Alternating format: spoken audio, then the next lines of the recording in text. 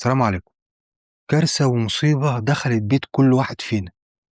خيّة لو قفلت عليك هتحكم شباكها عليك ومش هتعرف تخرج منها، فأرجوك خُد بالك، ركّز وخُد العِظة. صَلّي على النبي الأول.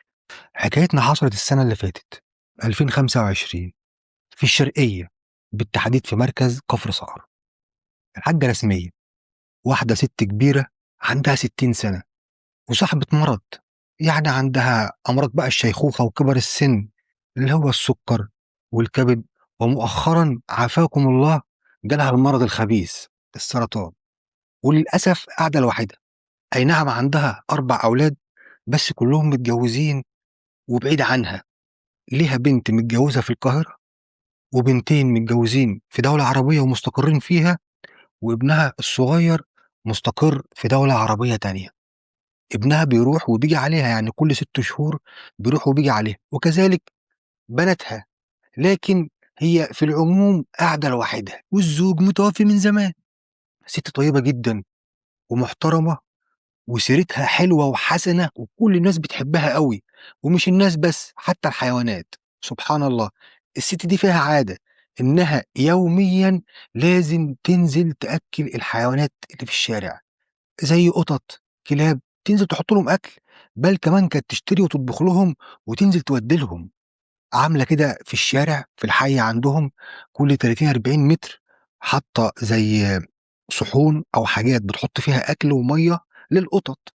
يوميًا هي متعودة على كده، ويحبوها أوي الحيوانات، ربنا يجازيها خير. المهم هي ساكنة في بيت في الدور الخامس، فعالي عليها، ودي ست كبيرة وقاعدة لوحدها. فكان صاحب البيت برضه مُقيم في نفس العقار، لو كانت محتاجة حاجة، شايفها طالعة، شايفها نازلة، معاها حاجة، عايزة تشيل حاجة، كان دايمًا بيساعدها، وكان موصّي ولاده برضه إن الحاجة رسمية لو محتاجة أي حاجة، تجيب حاجة، تودّي حاجة، خدوا بالكم منها وخلّيكم معاها، بما إنها ست كبيرة. بالذات إن كان ابنها اللي مسافر برّه كان موصّي وكان كل شوية يكلم الراجل صاحب العقار: "ما لكش بركة إلا أمي وخُد بالك منها." لإن هو أقرب واحد ليها. كانت هي على تواصل مع ولادها دايمًا بالتليفون. مؤخرًا ابنها جاب لها تابلت، يعني جاب لها شاشة كبيرة عشان تعرف تكلمهم فيديو ويطمنوا عليها، وكان على طول بيبعت لها فلوس عشان خاطر الكشف والعلاجات وكده. المهم تعدّي الأيام وييجي في يوم بعد العشا كده في طلعة محمد ده ابن صاحب البيت اللي ساكنة فيه الحاجة رسمية، طلع من شقته. شقة الراجل صاحب البيت في الدور التاني، شقة الحاجة رسمية في الدور الخامس. فهو بالصدفة الولد محمد ابن صاحب البيت ده طالع على السلم، طالع فوق، الله أعلم كان طالع يعمل إيه. المهم وإذ بالمفاجأة إنه يلاقي شقة الحاجة رسمية طالع من تحتها دخان، وزي ما يكون في نار جوّه. نزل جري: "الحقوني، الحقوني، في حريقة." طبعًا النار برضه كانت طلعت من الشبابيك، الناس انتبهت إن في حريقة فوق في البيت. الناس اتلمّت واتصلوا بالإسعاف واتصلوا بالشرطة واتصلوا بالمطافي، والدنيا اتقلبت. جات المطافي، دخلت، اقتحمت الشقة، شغّلوا خراطيم المَيّة، طفوا الحريقة، ويدوّروا على مين؟ على الحاجة رسمية. لكن للأسف وجدوا إن الحاجة رسمية متوفية، في بعض الحروق طالتها في إيديها ورجليها، لكن جسدها سليم. يقرّب منها المسعف ويكتشف المفاجأة إن الحاجة رسمية مطعونة. يعني الوفاة مش بسبب الحريق ولا بسبب الدخان ولا بسبب الاحتراق، لأ، الحاجة رسمية مطعونة في بطنها وفي رقبتها. يعني إذًا دي حادثة قتل والحريق مُدبّر.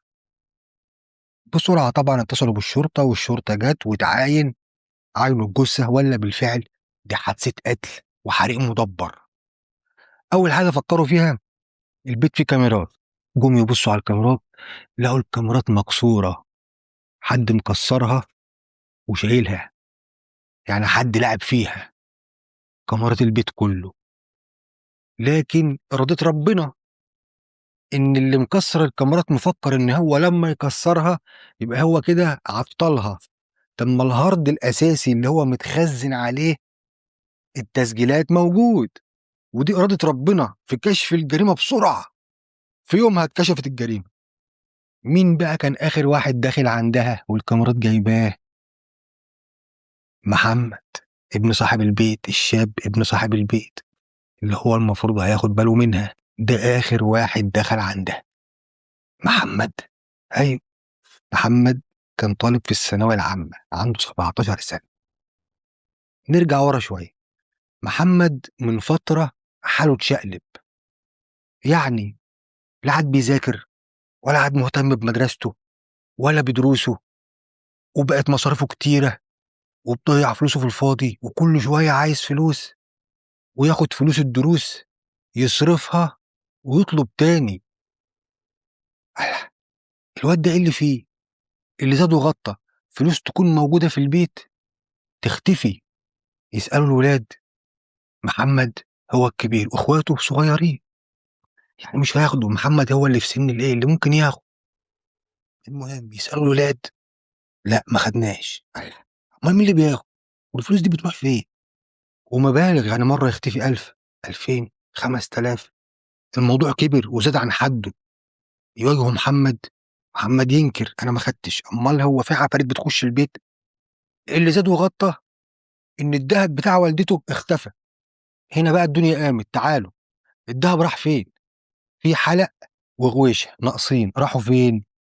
بالضغط على محمد من أبوه وأمه اعترف وقَر. إيه اللي حصل؟ راحوا فين؟ محمد خدهم من ورا أمه راح باعهم. طب باعهم ليه؟ محمد متورّط، بقى له فترة متورّط، وده سبب إن هو عمّال يصرف كتير، وبياخد فلوس كتير، وأتاري الفلوس اللي بتختفي هو اللي بياخدها. محمد متورّط في ألعاب المراهنات، ربنا يكفينا ويكفيكم. الحاجات اللي هي نازلة بقى لها سَنة والّا سنتين دي، اللي الشباب طالع فيها على التليفونات، يقولوا لك اشحن بفلوس، حُط فلوس، تكسب فلوس. ده كلّه حرام، وده كلّه بيخسّرهم الفلوس. فمحمد اتورّط في الحاجات دي. حَط فلوس، لأ كسب، حَط 100 جنيه، لأ كسب 200 جنيه، حَط 200 جنيه، لأ كسب 500 جنيه، حَط 500 جنيه خسرهم، لأ عايز يعوّض تاني، رجليه جات في الخَيّة. بدأ بقى يخلّص مصروفه وياخد تاني، وفلوس دروسه يصرفها وياخد تاني، ويستلف من زمايله ويتداين، ويسرق فلوس من ورا أمه وأبوه، وياخد دهب أمه ويروح يبيعه. مصايب، مشكلة.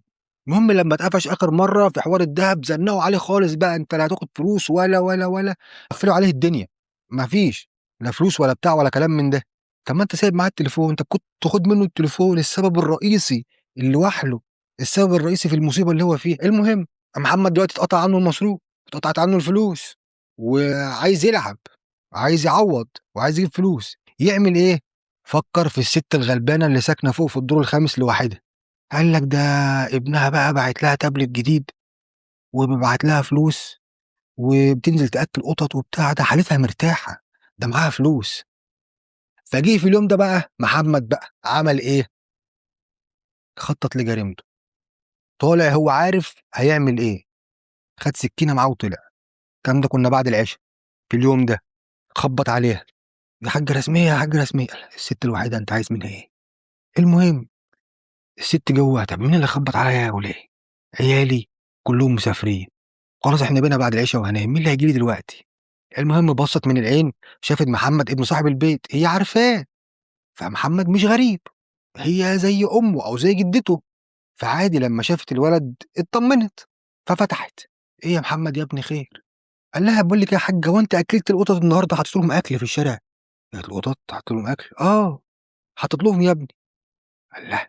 أمّال أنا حاسس كده إن أنتِ ما حطيتيش ليهم كده، وأنا ماشي في الشارع دلوقتي لقيت الصحون فاضية كده وما فيش قدّامهم أكل، والقطط كده زي ما تكون بتحوم حواليّا كده عايزة تاكل، جعانين، ما تشوفي كده لو في عندِك أكل وأنا أنزّل لهم يعني أحط لهم أكل. الواد بيقول أي يعني إيه، أي حِجة وخلاص. قالت له: "يا ابني خلاص مش مشكلة، أنا هابقى أحط لهم بكرة تاني." قال لها: "والنبي، والنبي أنا عايز آخد الثواب." شوفي بس كده لو في أكل عندِك هاتيه أحُط لهم." "يا شيخة أنا عايزة أحُط لهم من إيدي." الست قالت: "عادي طلبت معاه إن هو يحُط للقطط أكل، ماشي، حاضر يا ابني حاضر، طب تعالَ خُش دقيقة واحدة هاخُش أجيب لك من المطبخ." المهم دخلت جوّه المطبخ، وهو دخل الصالة، فبيقلِّب في الصالة بعينه يمين، شمال، يمكن يلاقي التابلت ياخده يخبّيه بسرعة قبل ما هي تيجي، يقلِّب يمين، شمال بعينيه، يبُص على تابلت، يبُص على فلوس، ما فيش. المهم باب الأوضة، أوضة النوم مفتوحة، دخل جوّه بسرعة أوضة النوم، يقلِّب بعينه يمين، شمال، يبُص على السرير، يرفع المخدة، يبُص تحتها، يبُص على الكومودينو، يفتح الكومودينو، ما فيش، إلا والست طالعة بتتلفت عليه، لقيته في قلب الأوضة. "إيه ده يا محمد، إيه ده يا محمد؟" محمد قام جاي طالع جري، هي عايزة يا عيني تجري تلحق نفسها برّه، تطلع برّه الشقة، ما لحقتش، قام جاي شاددها كاسحها جوّه، وقام جاي قافل باب الشقة، وقام جاي نازل عليها بالسكينة، طعن، طعن، طعن،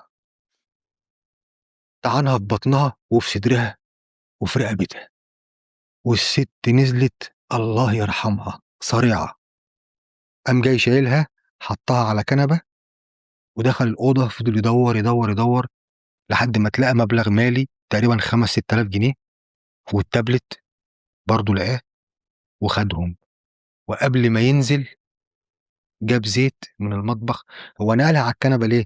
عشان الكنبة أسفنج، رش على الكنبة زيت ورش حواليها زيت وقام جاي مولّع في الشقة وطالع، لمّا طلع جاب عصاية كبيرة وفضل يكسّر في الكاميرات، مفكّر إن إيه، إن خلاص يعني طالما الكاميرات اتكسّرت إن ما حدش هيعرفه ولا حد هيعرف يجيبها. إرادة ربنا إن هو ما جاش في باله ياخد الهارد يخفيه، المهم وقام جاي داخل البيت عندهم في الدور التاني مداري الفلوس ومداري التابلت ومعاهم السكينة اللي استخدمها، نُص ساعة لحد ما حس إيه، إن النار إيه، خلاص يعني بقت عالية أو النار يعني إيه، التهمت الشقة، طلع طبعًا رسم الدور إن هو اتفاجئ إن في حريق وبتاع وصوّت ولَم الناس والحقوني، الحقوني والشقة بتولع وما بتولعش. حسبي الله ونعم الوكيل. ست بريئة كبيرة عجوزة مريضة ما لهاش أي ذنب، خيرها على ناس كتيرة أوي حتى الحيوانات، فدي ذنبها إيه؟ تموت الموتة دي. فالموضوع ده كبير، ده الخطر الداهم اللي الواحد إن هو يعني ملاحظ إن هو شغال بينهش في بيوتنا بقى له تقريبًا سنة، سنتين. يعني الموضوع ده مثلًا مش على المراهقين بس، لأ مراهقين وشباب وشيوخ وناس كبيرة وكل الفئات، ودخل كل البيوت. بتمشي إزاي بقى المراهنات؟ المراهنات دي إدمان بيدّيك نشوة، اللي هو نشوة الانتصار والفوز في الأول، إن أنت كسبت فلوس وما عملتش مجهود، يا سلام! هي بقى النشوة اللي بتدّيها لك دي اسمها إيه، نشوة الإدمان، تمام؟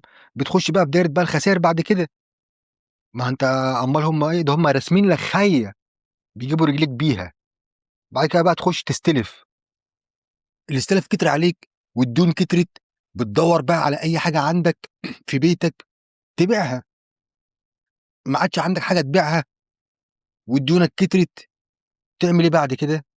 تسرق، تبقى مجرم.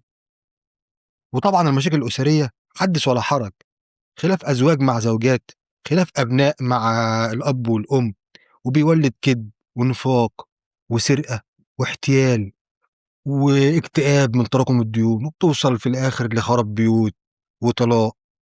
فيا جماعة خدوا بالكم الموضوع بجد خطير، لإن ده بيبقى على التليفون عادي، والتليفون متاح في إيدينا وفي إيد عيالنا 24 ساعة. فيا كل أب وأم خدوا بالكم من عيالكم، يا كل زوجة خدي بالِك من زوجِك، خدوا بالكم من بعض، ربنا يسترها علينا ويعافينا وينجينا من اللي إحنا فيه، وطبعًا بالإضافة لإن الكلام ده حرام، يعني يا أيها الذين آمنوا إنما الخمر والميسر والأنصاب والأزلام رجس من عمل الشيطان فاجتنبوه لعلكم تفلحون. إيه هو الميسر؟ اللي هو القمار، ما المراهنات دي اللي هي القمار، فهي يعني حاجة آفة، ربنا يسترها علينا وعلى أهالينا وعلى عيالنا وعلى بيوتنا، ربنا يكفينا شر الحرام، ربنا يسترها علينا وعليكم. دي كانت نهاية حكايتنا، السلام عليكم ورحمة الله.